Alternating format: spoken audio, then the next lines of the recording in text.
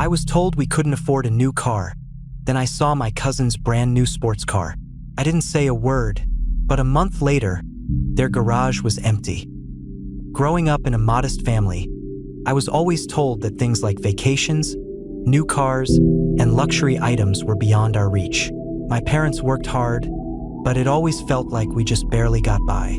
They'd tell me that the house was our priority, that we needed to focus on saving for the future, and that material things were secondary. I never really minded, to be honest. I wasn't exactly materialistic, and I understood that money was tight.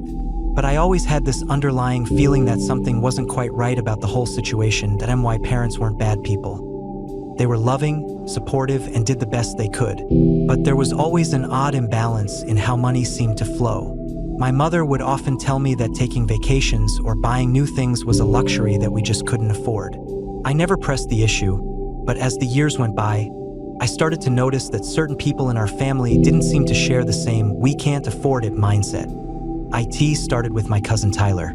He was about 4 years older than me, and we had always been fairly close. Tyler came from a different branch of the family, one that wasn't quite as frugal. He had a good job in a tech company, but there was always something about his lifestyle that never sat well with me. I remember a couple of years ago, he had been talking about getting a new car. He mentioned it offhandedly at a family barbecue, and my parents nodded in approval, but I could see the discomfort on their faces. It was clear they thought of it as a waste of money. "Do you really need a new car, Tyler?" my mom had asked, her voice laced with genuine concern. But Tyler just grinned, shrugged, and said, "I've worked hard for it. It's time for a little upgrade."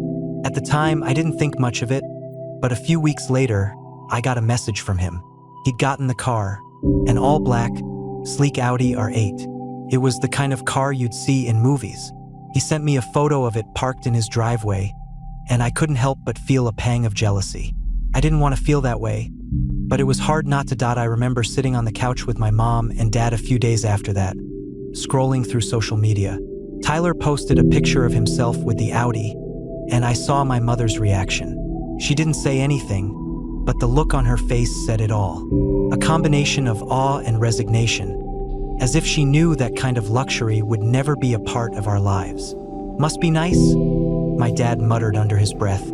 Shaking his head, I didn't say anything. I simply nodded and kept scrolling, feeling that familiar sense of resignation.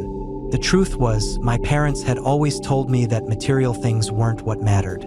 But deep down, I had always wondered why it seemed like other people could afford the things they wanted while we had to struggle just to get by. As the months passed, I continued to drive the same old car I'd had since I got my license, one that was held together with duct tape, prayers, and sheer willpower. I knew I'd eventually need a new car, but the thought of asking my parents for help seemed impossible. They'd already made it clear that we just didn't have the resources for such luxuries. Then came the family reunion. It had been a while since we'd all gathered, and it was one of those rare occasions where everyone showed up. My cousin Tyler was there, as expected, and when I walked into the backyard, I couldn't help but notice him sitting beside his Audi, talking to a few other relatives. The car gleamed in the sunlight, almost as if it were a status symbol, a sign of success and financial freedom. I wanted to avoid it, but of course, I couldn't. Tyler called me over, a wide grin plastered across his face. "Hey, check it out. What do you think of the new ride?" he asked, clearly expecting a compliment. I smiled politely. "It's great, Tyler. Really impressive." But as I stood there, looking at the car and then glancing back at my parents, I couldn't help but feel the weight of the situation. They had always made excuses for not being able to provide the same things: vacations, new cars, luxuries of any kind. And here I was, looking at someone who was related to me, someone I cared about, who seemed to have it all. I didn't say anything else. I just nodded, made small talk, and eventually excused myself to get a drink. A week later, something strange happened.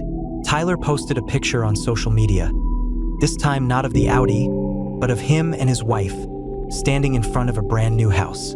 It wasn't just any house, it was massive. It had an infinity pool, a huge backyard, and floor-to-ceiling windows. The kind of house you see in magazine spreads, the kind that makes you question everything you thought you knew about success. I saw it before my parents did. My mom walked into the living room, and I could tell she had just seen the post too. She didn't say anything immediately, but I could feel the tension in the air. A few minutes later, she turned to me and asked, "Do you think we made a mistake? Should we have done more for you?" I was taken aback. "What do you mean? Tyler's doing so well, and it makes me wonder. Maybe we should have pushed you more. Maybe we should have let you dream bigger. Encouraged you to pursue more than just being practical all the time." I sat there stunned. It was as if a switch had flipped. My parents, who had always been the embodiment of practicality, suddenly questioned everything they had stood for. For a moment, I felt bad for them. They had spent their lives worrying about money and teaching me to be responsible with it, but here they were, looking at someone else's success and wondering if they had done the right thing by teaching me to be cautious and frugal. The weeks that followed were strange. Tyler didn't post about his car or house much anymore. In fact, he started sharing more cryptic updates, ones that hinted at struggles with his business, financial setbacks, and other personal issues. It didn't seem like things were going as smoothly as they had been portrayed. One day, I drove past Tyler's house, and to my surprise, the Audi was gone. There was a moving truck in the driveway. I hadn't heard anything about him moving, so I stopped by to ask if everything was okay. When he opened the door, his smile was gone. It wasn't the same confident grin he had when he showed me the Audi or the new house. He looked tired, worn out even. "We're selling the house," he said quietly. "The business. It's not going the way I thought it would. I might have overextended myself." I tried to be supportive, but I couldn't shake the feeling that I had seen this coming. He had been so eager to show off, to flaunt his success, but now it seemed like the weight of it all was crushing him. A few weeks later, I saw him again at another family gathering. This time, there was no car, no house. He looked different, more humble, perhaps more aware of how fragile everything really was. My parents didn't say anything about it, but I noticed how they exchanged knowing glances. They never mentioned it, but I could tell they had learned something from Tyler's experience.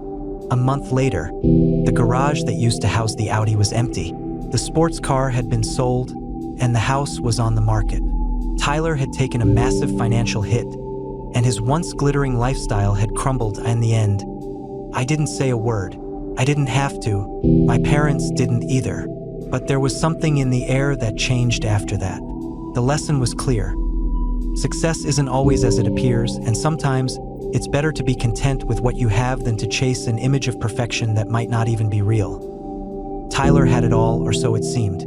But as the months passed, it became clear that the things he valued, status, wealth, and appearance, were no longer bringing him happiness.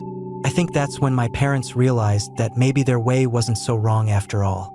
And for me, it was a lesson I would carry with me forever.